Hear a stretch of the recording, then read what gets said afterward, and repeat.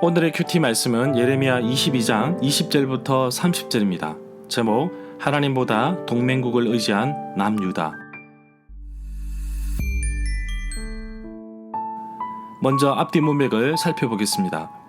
요시야 왕은 남유다를 하나님 앞에 바로 세운 왕이었습니다. 종교 개혁을 통해 우상을 제거하고 절기를 지켰는데 22장 16절에서는 하나님을 안다는 것은 바로 그렇게 하는 것이다 라고 하나님의 말씀으로 돌아가려는 왕이었음을 볼 수 있었습니다.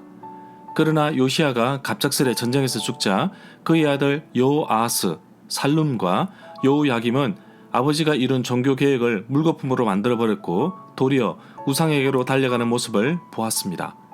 이에 여호와께서 두 왕에게 임하게 될 심판의 메시지를 주셨습니다. 여호아하스, 살룸은 애굽 왕 바로 느고에 의해서 폐위되었고 애굽으로 끌려가 흔적도 없이 죽게 되고 바로 느고에 의해 세워진 여호야김, 살룸의 동생은 나라가 기울어져 가고 있고 여호와의 심판의 메시지가 선포되는 가운데서도 여전히 하나님보다 애굽을 의지하는 모습을 볼 수 있었습니다. 그의 아버지 요시야가 보여준 바른 길을 가지 않고 정반대로 가는 모습을 보입니다. 결국 여호와께서는 바벨론을 들어서 심판의 도구로 사용하십니다. 심판의 도구로 사용된 바벨론이 쳐들어오지만 여전히 남유다는 동맹국이 도와줄 거라고 생각합니다. 하나님을 의지하지 않고 회개하지 않으며 결국 멸망의 길로 가는 것을 볼 수 있었습니다. 열왕기하, 역대하에서는 단순히 사건만 기록되어 있지만 예레미야에서는 좀 더 심도 있는 심판의 메시지를 담고 있습니다. 문단을 나눠보겠습니다. 20절부터 23절은 동맹국을 의지하면 망한다. 24절부터 30절은 고니아가 당하게 될 심판. 20절에 보면 유다, 예루살렘에게 너는 레바논 산으로 올라가서 슬피 울고 통곡하라고 합니다. 바산 평야에서 소리를 지르고 아바림 산 등성에서 통곡하리라고 합니다. 그런 이유는 유다의 모든 동맹국이 다 멸망했다고 말하고 있습니다. 이 구절에서 개역 개정 성경에서는 너를 사랑하는 자라고 하였는데 새번역 성경에서는 동맹국, 아가페 쉬운 성경에서는 친구로 번역할 수 있습니다. 남유다가 그토록 의지하던 동맹국들이 결국 다 망했습니다.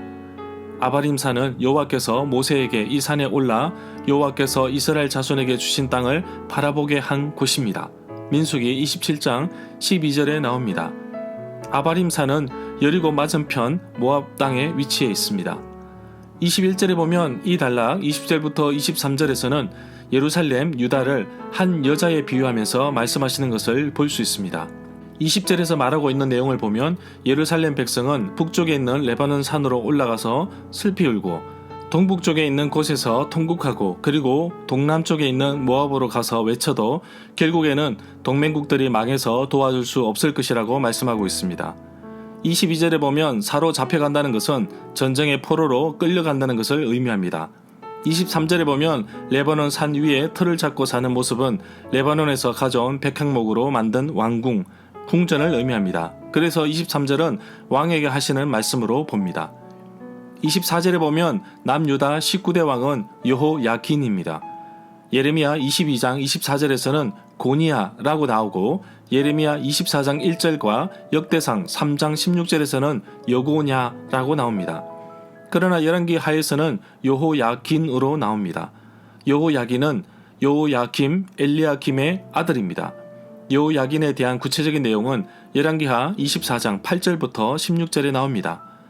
요시야의 아들 여호아하스, 살룸은 바로 느고에 의해 폐위되어 애굽으로 끌려가 죽었고 바로 느고가 엘리야김을 왕으로 세워 이름을 여호야김으로 고쳤습니다.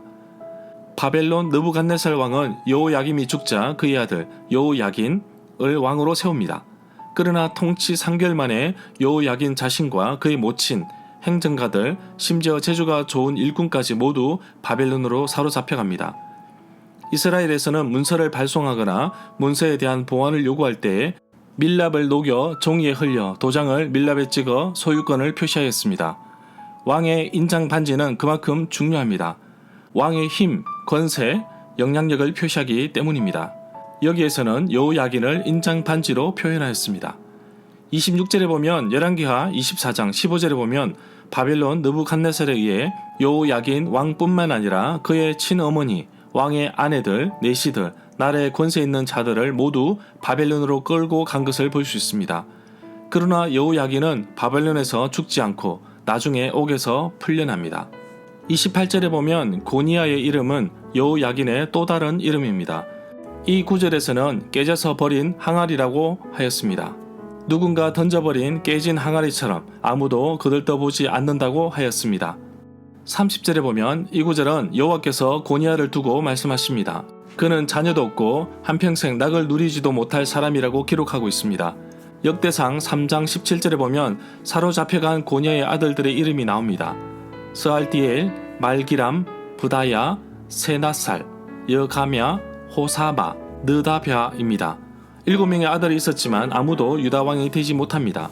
여호야긴의 손자 수룹바벨은 BC 539년에 유다로 돌아오게 됩니다. 총독으로 잘 알려진 수룹바벨은 왕이 아니고 일꾼에 불과합니다. 절마다 상세한 설명과 구절에서 그리고 핵심 내용과 중심 줄거리는 네이버 블로그에 올려져 있습니다. 내게 주시는 교훈입니다. 남유다 왕들처럼 하나님 앞에 바로 서 있지도 않으면서 죄를 짓고 또 죄를 회개하지 않으면서도 하나님께서는 내게 위급할 때 도와주실 거야 라는 착각에 빠져 있지는 않는지요.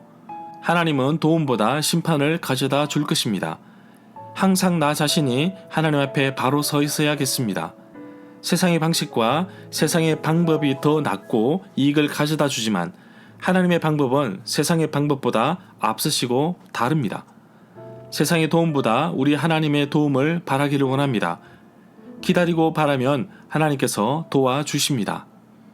여호야긴의 도장 가락지를 뽑아버리겠다고 말씀하십니다.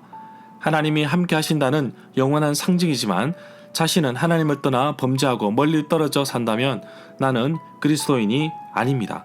모양만 그리스도인인 껍데기입니다. 하나님이 나와 함께 하신다는 확신이 있다면 내 삶에서도 그러한 삶을 사셔야 합니다. 내 삶에 변화가 있어야 합니다. 성령 충만한 가운데, 성령의 인도하신 가운데 내 삶의 내적인 그리고 외적인 열매가 맺히기를 원합니다. 여호야긴은 이 어려운 시대에 동맹국이 도와줄 거라고 생각하였지만 실제로 애굽은 아무런 힘도 없었고 열국의 틈바구니에서 결국 외톨이로 남게 됩니다. 그러나 하나님은 자신을 찾고 부르짖고 구하는 자에게 함께 하십니다. 찾아오십니다. 나를 끝까지 포기하지 않으시고 도와주시는 분이십니다. 내가 의지하는 예수, 바로 주님만 의지하고 살아가기를 소망합니다. 비록 고민거리에 해결되지 않는 문제가 있다고 할지라도 하나님께 맡기고 나아가는 하루가 되기를 간절히 소망합니다.